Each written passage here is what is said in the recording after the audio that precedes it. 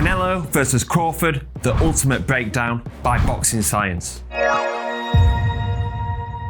In the past 18 months, we've been treated as boxing fans to some super fights, mainly in the UK and Saudi Arabia with AJ versus Dubois, the two fights between Bertbiev and Bivol, and also the Usyk and Fury fights as well. And we've been craving that super fight in America. It's been in the works for a while now, but now we're finally going to get it on between two undisputed champions, Canelo Alvarez versus Terence Crawford. Both being undisputed champions, and now they're coming together September 13th when they're going to be fighting it out for the undisputed super middleweight world championship. I cannot wait for this because two of my favourite fighters, Canelo Alvarez has got a legendary resume. We've got Terence Crawford that has been undisputed at two weight divisions. There's so many questions going into this fight. Do we still have Canelo, one of the big names of this generation, or is he on the slide? Have we got Terence Crawford, who's got the superior skills and speed, but is he going to be able to take that to super middleweight?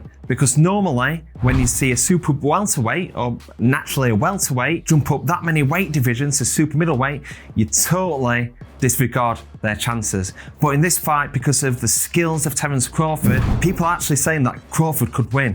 So there's so many questions going into this. And when there's such a big fight and all these different questions, what we like to do at Boxing Science is provide you the ultimate breakdown, where we look at the data, create some analysis on the punch outputs and certain trends that each boxer have made in previous fights and how that can influence tactics going into these mega fights. In this video, we're going to be looking at the punch outputs of both fighters and how they've been affected as they've been getting older or moving up in weight division. We're going to be looking at some tools to victory for each fighter. When you leave this video, you're going to be either siding towards Canelo a little bit more or siding a little bit more towards Crawford. So let's take a look at the Boxing Science ultimate breakdown of Canelo versus Crawford. Is weight an issue? So like I mentioned in the introduction, the weight is a key factor in this fight. If you're going to take a welterweight or a super welterweight up to super middleweight and taking on the undisputed champion, most people would be saying absolutely no chance. However, there is some things that are saying that Crawford could be okay at this weight because of how big he is for the weight naturally, but also Canelo isn't a natural super middleweight. Even though his boxer's high as light heavyweight, he actually started his career down at light welterweight. But this is actually 20 years ago, so we can't really take that into consideration. But his first title was at welterweight. His first world title was at super welterweight. This is talking like 15 years ago now. Canelo's frame isn't actually bigger than Crawford's. Canelo is 5'8", and so is Crawford. However, Crawford has a 3.5 inch reach advantage. So this is really, really uncommon to see a fighter jump up that many weight divisions, match them for height, but also have a reach advantage. And when you actually look at Crawford's last 5 opponents, it's very similar to the body frame of Canelo. The last 5 opponents at welterweight and super welterweight, an average of 5'8" and 69.5 inch reach. This is very similar to the size and structure of Canelo. So obviously Canelo has a weight advantage, but in terms of body structure, in terms of his reach and his height, Crawford is quite used to this. So really, if he stays out of harm's way and not be like working on the inside too much, where he's going to be feeling the weight of Canelo's punches, he should be able to be keeping him at arm's reach. Poses then a question of let's have a look at the punch outputs and see whether there's any key trends that we need to look at. Key trends in punch output. So looking very general here, looking at average punches per round, Crawford averages at 41.5 punches per round and lands 13.4. Canelo throws 33 punches per round, but lands 13.6. So Canelo is much more efficient. He throws less, but lands slightly more. Both Canelo and Crawford, they start off with really low volumes where they're downloading data. Don't really go out in that first round looking to try and impose themselves too much, standing off, taking a look at their opponents and throwing relatively low output. And then they start working through the gears. Crawford works through the gears a little bit more than Canelo. As you can see in this graph here, the averages in terms of punches per round separates between rounds 3 and 6. Then after that, the punch averages actually come down quite a lot towards the back end of the fight, and Canelo seems to take over. So this could be a fight of two halves because we've got a fast start from Crawford, but then the punch output is maintained better by Canelo down the stretch towards 12 rounds. There's not much data on Terence Crawford going over 12 rounds because he's only gone 12 rounds once in his last fight against Israel Madrimov in the last 7 years, whereas Canelo has gone the 12 rounds distance 10 times within that time. Canelo is much more conditioned over the 12 rounds, more experienced, more active, and this can play a big part, especially when Crawford is packing on the pounds and fighting a much higher weight. With the punch outputs being quite similar, punch outputs of Crawford may be reduced because he's going to be heavier, and then he's not used to going that 12 round distance as much as Canelo, whereas Canelo can work through the gears, but also can keep that steady punch output over the 12 rounds. So this might really affect Crawford's punch output. Even though we're seeing a bigger gap between rounds 3 and 6, this might make it a little bit closer because he might look to try and pace himself over that 12 round distance. This poses a really, really close fight here and see whether there's any trends here that we can take away and see how this has an impact on this fight between Canelo and Crawford. Crawford's use of the lead hand. So the lead hand is going to be vital for Terence Crawford to be using that reach advantage. It's going to be presumed that it's going to be working in that southpaw stance because he's been doing this in the last several fights. He's normally a switch hitter, but over the last few fights, he's been predominantly in that southpaw stance. Now, using the lead hand is vital against Canelo, and this is something that Crawford actually used in a previous fight against David Avanesian, where he was throwing over 100 punches per round on average, and 73 of these punches per round was the lead hand, and he was using it as a rangefinder because he only actually landed 4.5 punches per round on this. So there was a lot of kind of wasted punches in terms of not hitting the target, but it was using it to kind of blind Avanesian, find his range and nullify the attacks. This is going to be a vital tool to use against Canelo on September 13th. Crawford used the jab really effectively in his last fight against Israel Madrimov, but Madrimov was still able to close distance at times. He's got fast feet using looping shots to get over that lead hand. It was really effective for Crawford to nullify Madrimov's attacks. Now, in this fight with Canelo, Canelo's got a different style to Madrimov. He's not going to be as fast and as dynamic with his footwork. Boxer that has front foot pressure and it just kind of inches towards the opponents, using feints, using head movement, using a high guard to start working on the inside. His jab output is relatively low, and it's been seen in quite a number of fights where his jabs has actually been very, very low percentage rate, and this is something that we'll get into a little bit later on in this video. He's using that high guard, he's using head movement, he's using footwork to just creep in, and then using the feints to create them openings for big power punches, bent arm shots, lead hook to the body. With Canelo, it's been really successful over the last several years. His only defeat has come to Dimitri Bivol, a master boxer. Now, something that Dimitri Bivol did is use the lead hand really effectively to nullify Canelo creeping forward, blinding the guard, just sticking out his arm to make sure Canelo wasn't getting on the inside. So Bivol using this was really effective, and you can see in these clips here how he's frustrating Canelo. And the data proves this as well, with Canelo only averaging 1 jab landed per round, and the connection rate was only 5%. And this also led to his power punches as well. Canelo averages normally at 38% connection rate, which is relatively high. But in the Bivol fight, he only landed 18% of his punches.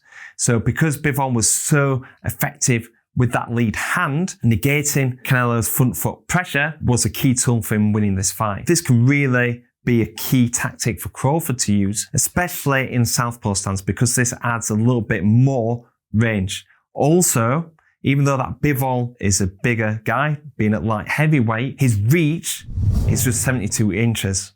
Crawford's is 74 inches. So if Crawford has the strength, able to hold Canelo off, he could end up really frustrating Canelo if he implements the same tactics as Dimitri Bivol. This is a very interesting piece of data and analysis comparing the Bivol fight, where it's only 1 Canelo loss, except from Floyd Mayweather back in 2013, and looking at like how Crawford has used his jab previously, especially in the Avanesian fight. This can be a huge factor for Crawford going into this fight with Canelo. Is southpaw the key to victory? So Crawford going southpaw, a lot of people have seen this as a key to victory for Terence Crawford because of the fights that Canelo's had previously with southpaws. Lara, where he got split decision. Austin Trout, where he won unanimously, but it was a close fight on the cards. But when you actually look at Canelo's record against southpaws, it's impressive. 6-0. You know, he's got big wins over John Ryder and devastating knockout wins against Billy Joe Saunders and James Kirkland. Even though he's struggled with some fighters in southpaw stance, recent fights been a lot better. You know, the fights with Austin Trout and Lara, these are 10, 11, 12 years ago. These recent fights, as when he's fought southpaws, he's looked really, really good. So I don't think that it's too much of an issue for Canelo to adapt.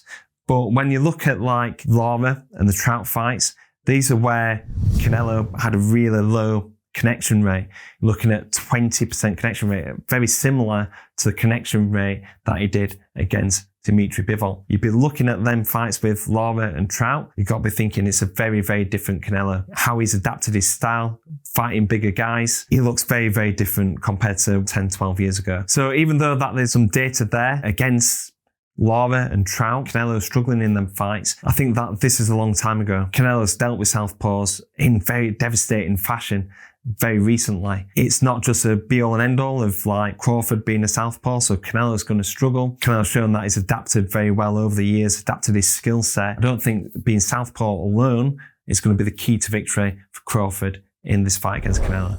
Canelo's lead hook. The lead hook for Canelo is really obvious as this been a key tool for him because he's had many highlight reel knockouts and knockdowns. This one against Edgar Berlanga from every single angle is just the perfect lead hook. And against a southpaw is one of the punches that you wanted to be landing. He's very accurate with his punches. Between 40 and 50% of Canelo's power punches land. In the fight against Madrimov for Crawford, Madrimov had a lot of success with that lead hook to the head, with 50% of his lead hooks to the head landing. This has got to be a tool for Canelo to use, but he also uses it effectively in feints. You can see in this little clip here, a lot of fighters look to use feint with the feet or feint with the jab. Canelo's most powerful and effective tool is that lead hook. So using it as a feint actually creates some defensive gaps. Another thing that creates defensive gaps as well is the lead hook to the body. And this was shown in the fight with John Ryder, where he's constantly landing the lead hook to the body. And this actually opened up some gaps to then land the right hand and score a knockdown later on in the fight. When looking at the data of Canelo over the last 10 fights, over 55% of Canelo's power punches are landed to the body, showing that Canelo is a fantastic body puncher. Not only that, this is performed with high accuracy. 39% of his body punches landing. With the high output and the high accuracy that Canelo has with his power punches to the body, you can only see this being a key tool for him to work against Crawford. When you're working against a fighter that is moving around the ring with faster feet, faster head movement, and also working at a much heavier weight than he's used to, landing to the body is going to be key. This is something that we actually brought up in the Tyson Fury and Alexander Usyk fight. Southpaw with very good head movement, very good footwork, landing to the body is probably going to be a key tool. And this is something that Fury landed at will. And also I can see Canelo landing as well and making it a key tactic in this fight,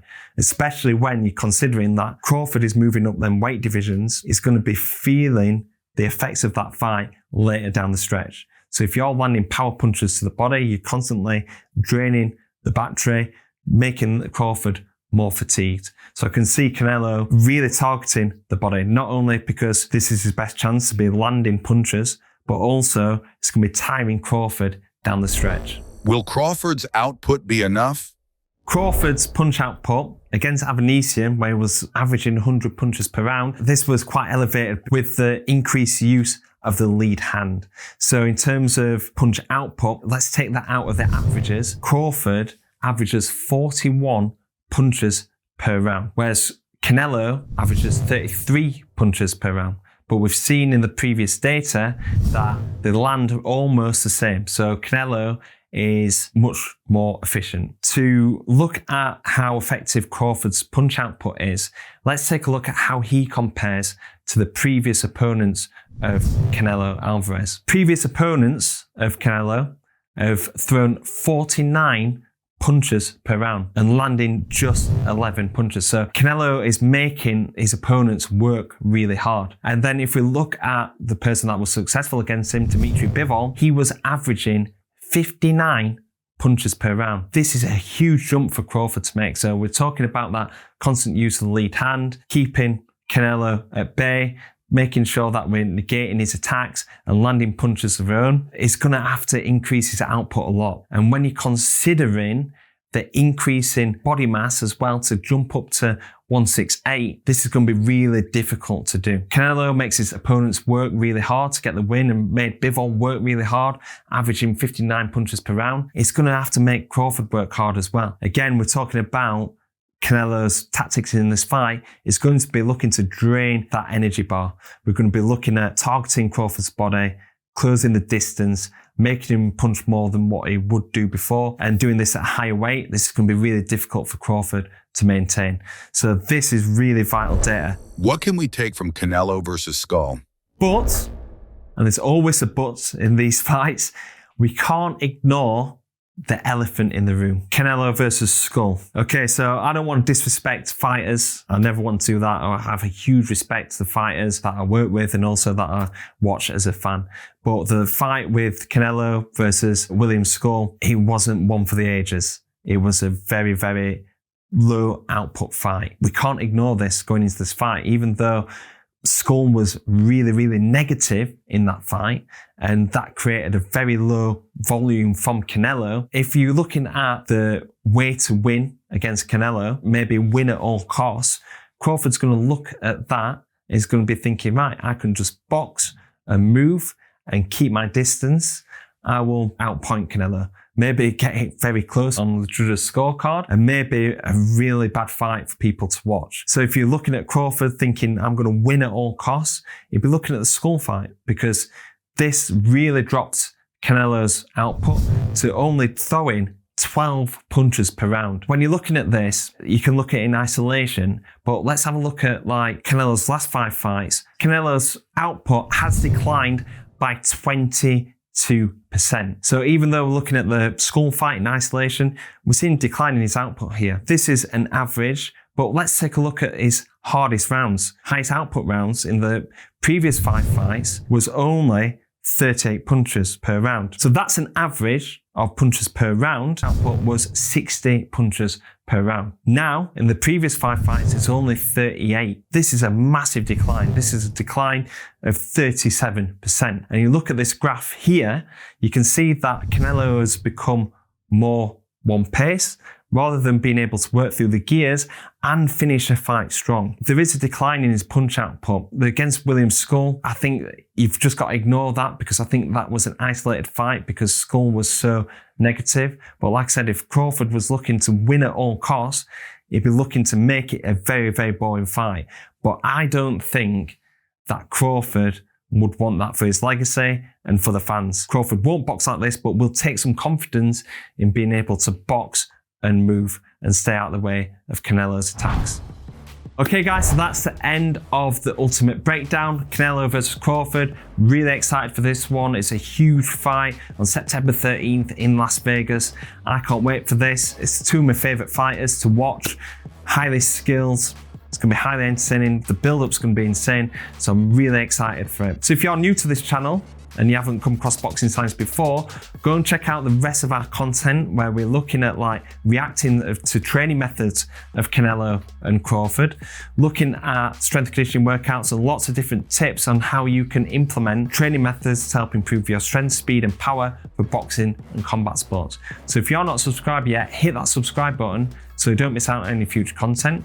If you like this video, hit the like button so you help the growth of the video. If you've got any thoughts, comments, questions about the data shown, leave them in the comment box below. Thank you very much for watching. Hopefully see you on the next video of Boxing Science.